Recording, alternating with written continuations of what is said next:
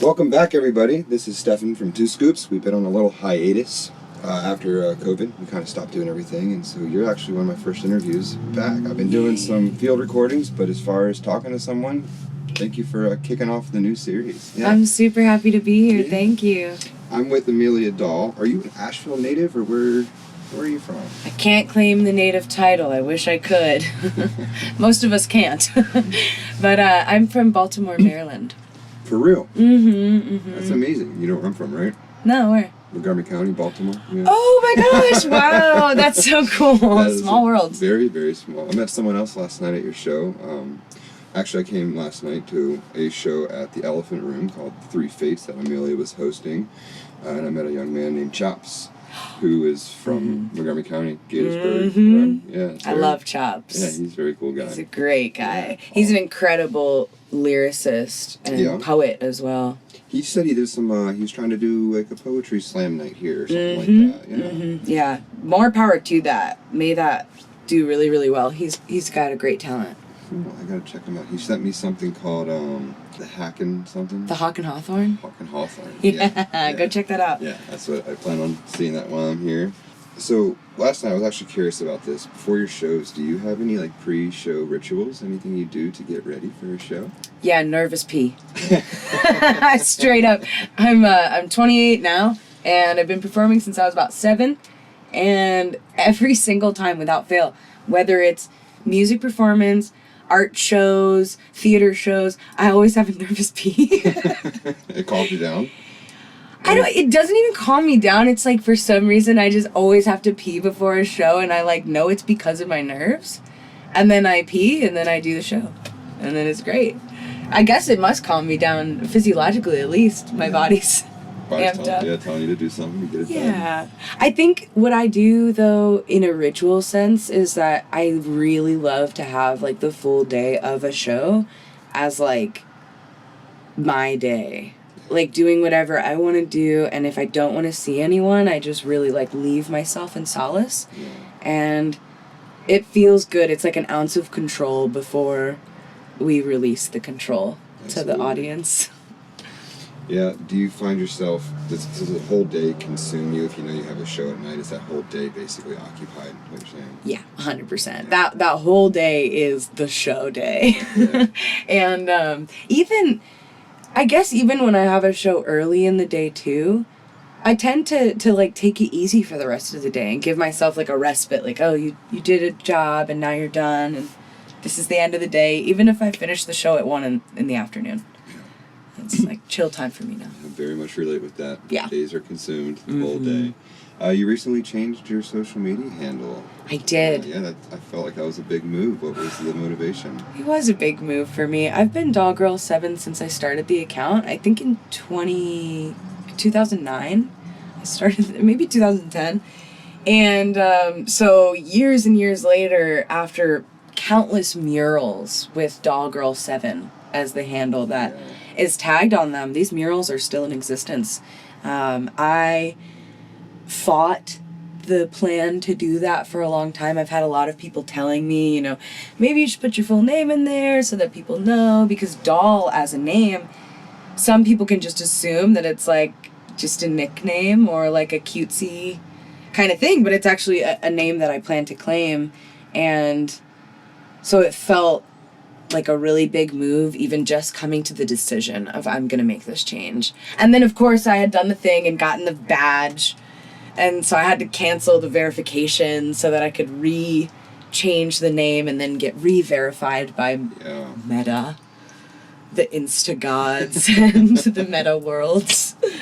So that, it was a true process to even decide to do that. I think, so Dollgirl7 was kind of a joke too, because I'm a non-binary person. Who also recognizes that I'm within a female body, and I love my body, and I'm super grateful for that. And I'm nobody's girl. So doll girl, and then girl with a U was kind of like a joke. I'm nobody's doll, because I'm not a doll, and I'm nobody's girl. And so to have the name Doll Girl for that long, it was my inside joke, but I began to realize that other people having a presence in social media and a presence in the music industry, other people are going to have their other projections, and I might as well just, like, stick to my name. People can have projections and perceptions about that. That's fine.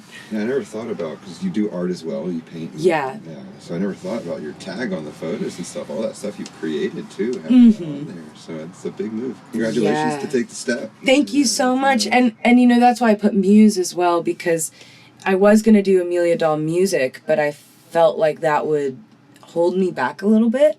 And, you know, in a world where we're all capitalistically driven into one corralled area of expertise, I have always been a Renaissance person. And I truly believe that it's possible to be a visionary creatrix in whatever way inspires you, dependent upon your commitment and determination to follow suit in those passions.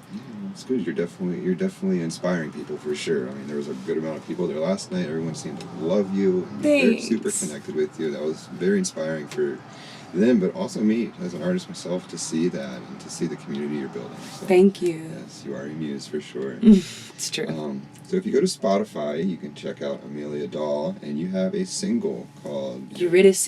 Tell me a little bit about that single. How did that come to fruition? So the song itself, it came out of me, like, very quickly. In a span of, like, a week, I started writing all these songs that are Grecian inspired, so different Grecian mythos. And Eurydice comes from Eurydice and Orpheus, the story of Orpheus, the lute player, and Eurydice, his wife. He, so trapped in his talents and abilities, never notices her. And the one day that he's playing his lute and he finally looks over and truly sees her beauty, in true Greek fashion, she gets bit by a snake and dies on the spot. Very tragic. So, you know, she dies, and he fights this, and so he goes to Hades with his magical lute, and he says, I want my wife back, and Hades is like, nah, you can't have her. But Persephone comes in, and she says, let's make this interesting, Hades. He can have Eurydice if he follows right now outside of the underworld and does not look back. If he can trust that she's following behind him, he can have her. However, if he looks back, her soul is damned for eternity, and he is cursed to be immortal, to never find her again. And he leaves the underworld, and right at the threshold, he looks back, and he loses her. And the song comes from this feeling of being in a relationship that you know is not working out, but if you leave and you trust that you can have them again, it will work out with time. That if you keep holding on to it, it'll crumble. Yeah. And I was in that spot. And crazily enough, I wrote that song, and I stayed with that person another year, and some changed. Yeah. And fighting for it. Yeah. And so in the crux of me feeling that song and going through this chaotic relationship that really hurt, I was on a bus from North Carolina to California, while my friend River was hitching from North Carolina to California. And as I'm on the Amtrak, like, coming to him, he called me, and he's like, hey, don't come to this beach I, like, sent you a GPS of. Come to this house instead. This really sweet family took me in. So I came to the family, and their son was really enamored by my work, and he used to produce music, and he was like, oh, you make me want to produce music again. And I'm like, well, what are you doing? Let's do it right now. So I ended up staying at their house an extra 2 days so that we could record this song and master it as best as we could. And the whole time that we were doing this, there's a bathroom being renovated and remodeled right next door. So it's cute. You can hear, like, faint little clanking sounds in the back. Yeah, it's nice. It's nice. I think it gives it an ambiance. I'm a true believer that every song has versions. There is no, like, perfect version of a song. And so each little moment can bring, like, a different magic to it. And so that's the recording of that one. I think I might record it again, for sure, maybe a million times. It sounds really good, especially when the harmonies come in and all that. Thank you. Really, I love those parts. It's beautiful. It's so interesting not being a part of the, like, cutting up of a song and the mastering and the producing, because there are harmonies that I've done that I remembered, but they're not in there. And then some of those harmonies that are in there, I'm like, did I do that? That is great. It's cool. Yeah, it sounds great. Yeah, it's really cool. It's a very good track. Thank you. You have a lot of originals from what I can see from last night, especially after your, 24 days of writing, or what? Yeah, I went through like a good like week. It was like a week of writing like 20 songs, and that happens to me a lot. I'll go through maybe like 3 or 4 days where I'll just write like 10, 15 songs in a span of like just a couple days. It's amazing. It's Is dope. that just lyrics or everything? It's everything that I can do currently. I have such a brain for sound and for lyricism, especially. Like the lyrics come like nobody's business. The sound, I'm self-taught in everything. And the sound is the one thing that I can hear so much music instrumentally, and physically I can only do so much on the guitar currently. So a lot of what I'm doing right now in my craft is to outsource and to call in different musicians to be kind of like filling in lead, filling in other sounds, because intuitively I believe that they're hearing what I'm hearing, and there's a lot of space in my songs, but it's space for the audience. For me, I'm hearing a lot of stuff happening, and until I get that solidified band, it's gonna be a little bit like different every time.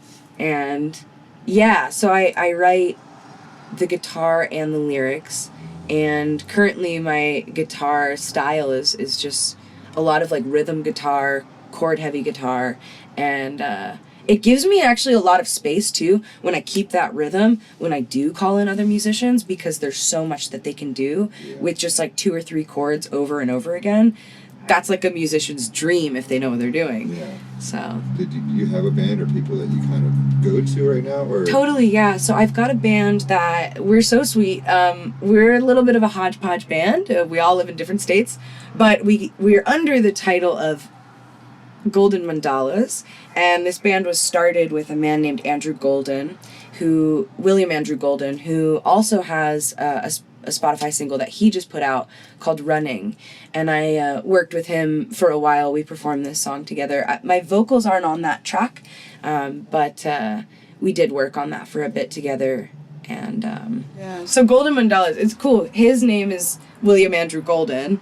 My name, Amelia Dahl. We knew we wanted Golden in the band title, and it took us months to realize that Golden Mandalas has doll in it too, and we really love that. So there's a really sweet man, Skylar Jacobson, David, and a couple other people in there, sometimes Mikola, sometimes Logan. We've got different people that will fill in for different things, but the basis of it is lead guitar, rhythm guitar, electric guitar, mandolin, bass, cajon, and sometimes melodica. Oh, right on. Which is very fun. Yeah. Nico on the melodica, he's incredible. So we actually, last summer, we went and we played a bunch of places in the Blue Ridge area. We actually got to play for the Atlanta radio station. And that was a really interesting show. That was as like a full band show. And the fun thing about Golden Mandalas is don't practice often because we're really just getting together to play the shows. Yeah. So I'll be playing under Golden Mandalas, sort of like golden aura glow, this upcoming next weekend at Camp Reggae in Turtletown, Tennessee. Mm-hmm. And then again at Dancing Tree Festival. Very cool. In Georgia. And you're taking the bus. I am taking the bus. This will be her first maiden voyage. Yeah, so I'm very excited. So you had a van, you got rid of her, and now you're in the bus. So how was that transition? Bigger and better things, my friend. It is interesting, to say the least. They say that when you live in a van, it's like you drive around, like you live in your car, basically. But when you live in a bus, you're driving around your home. Yeah. And that distinction, I mean, I heard that a bunch of times in the van lifer community, but I never truly felt it until now. Every time I drive, I can feel not only the consciousness of the vehicle itself, but all of my stuff inside. Our homes have an energy to them. And I think being on tour with the van, I almost felt like I was always like missing something, or I didn't have what I needed. And the bus, albeit there are things that still need to be worked on it, like getting a refrigerator, I do feel like with lights and like coziness, it's so much more of a home that I'm really excited to go on tour with it, because I feel like it's going to give me this sense of like, I'm not even gone. The van still felt like I'm in a car in the woods or wherever I am. And the bus is way more, even your bus right now, it feels inclusive in a home vibe. And I'm glad you're picking up that vibe in here. I'm glad there's a good good energy. I thought it's the cozy. candle might help. It smells very nice.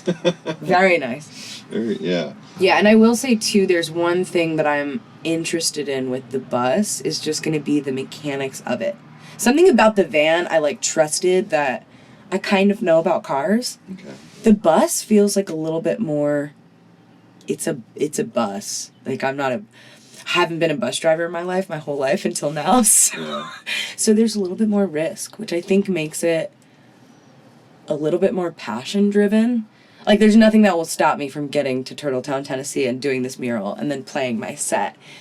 And it's cool feeling that the passion can back me up because I have driving anxiety. I've been a full-time roadie and mobile liver for 3.5, 4 years. And I still get driving anxiety.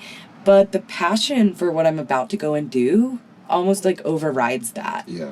No, I feel that for sure. Pun intended. And way to get into it and just actually go out there and literally drive yourself through all that anxiety. Yeah, driving anxiety has really taught me, and living in a bus. It's funny, I grew up hiking the Appalachian Trail my whole life from 7 until 20 years old. Every summer I was on the AT.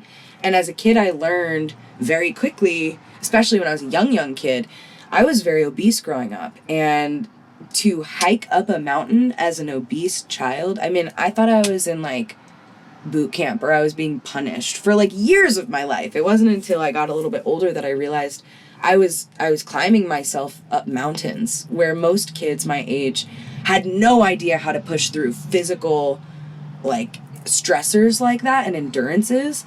Now, in a different way, it's funny, I grew up my entire life without a vehicle, and at 26 years old, just 2.5 years ago, I got my first, like, vehicle. That was the van? That was mine, yeah. It was, like, 3 years ago, and, because I'm 28 you went now. Full in.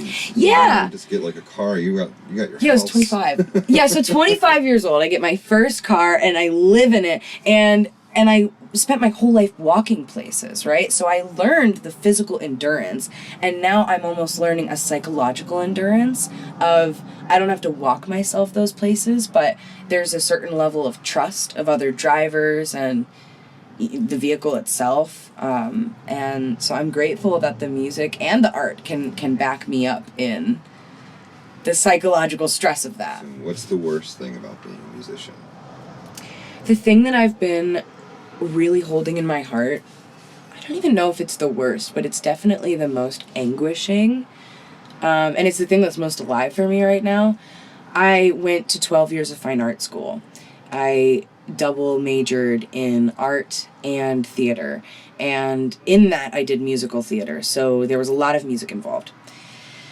And in that entire time of 12 years, I had a lot of incredible professors who very much pushed us all to let go of being the best, or even to let go of quote unquote making it. I mean, these are teachers who have done Broadway shows and who have been in huge events at like Smithsonian galleries, you know, like incredible masters styles painters. And to be told my entire life, basically, let it go, I did.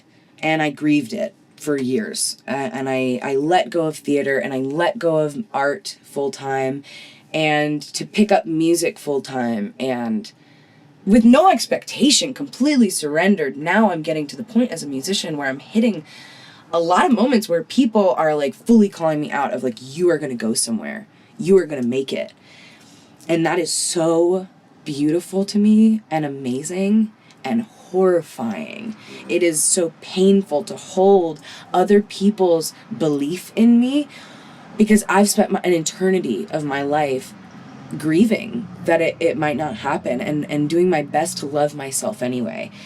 And there's always been that tiny little part that didn't want to let go of it, you know? So the worst part of being a musician is knowing that there are so many of us, and we are all so talented, and we live in a world that capitalizes and abuses our talents so that the money can exist, and so that can rise up and be seen. The money, the status, not the art itself. And that, it's heartbreaking. You know, I feel like I'm corralled into this neuronic pathway, and neurotic too. It's a pathway that doesn't necessarily lead to the message of the music being honored. It's almost like a rat race to get to, I just want somebody to hear it. And that, yeah, it's an anguishing part. It's something that, like, if I'm 50 years old and I haven't played Red Rocks, better bet your butt I'm gonna be a little bit sad. So we're hoping for that, and also still finding the balance of surrender. And yeah, I think that, like, fourth wall that I'm experiencing currently as a musician is a part of that. It's playing music in communal events, and also curating and booking my own events, having people that know me socially coming to see me in a performance and professional space, and then having perceptions of what that means for my life or who I am in this world.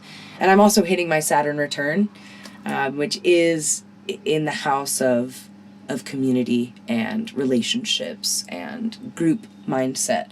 So I think in general in my life, I'm just watching, like, what it is to be a musician, and a full-time musician as well, in community, which is another benefit to leaving on tour today.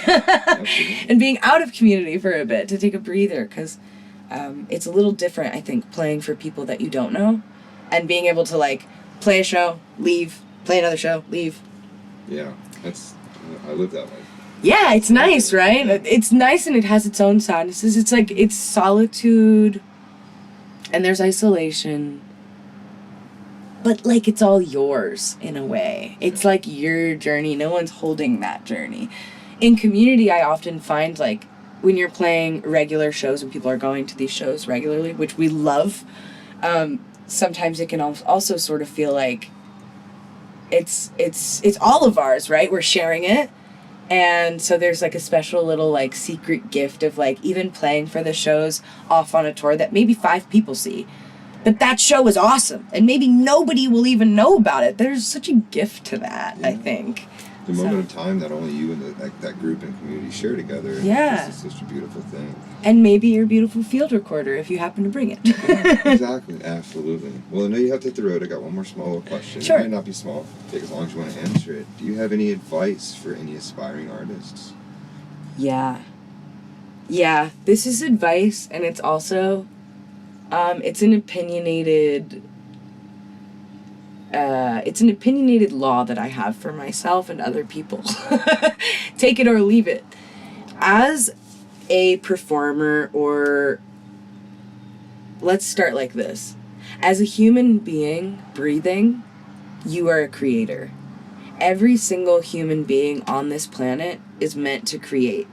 And if you are at the point where you have started to create something and you love it, and maybe you share it with a friend, or maybe you just want to share it with a friend, but you've gotten to a point where you love something so much, I think, and I believe truly, that it is your moral obligation as a human being to share with as many people as you can. If you share with someone and they don't like it, or they don't receive it, that's not your person. Keep sharing. Find the people who love what you do as much as you love what you do. And if you don't love what you do that much, you better find that love. Then share it. And keep sharing.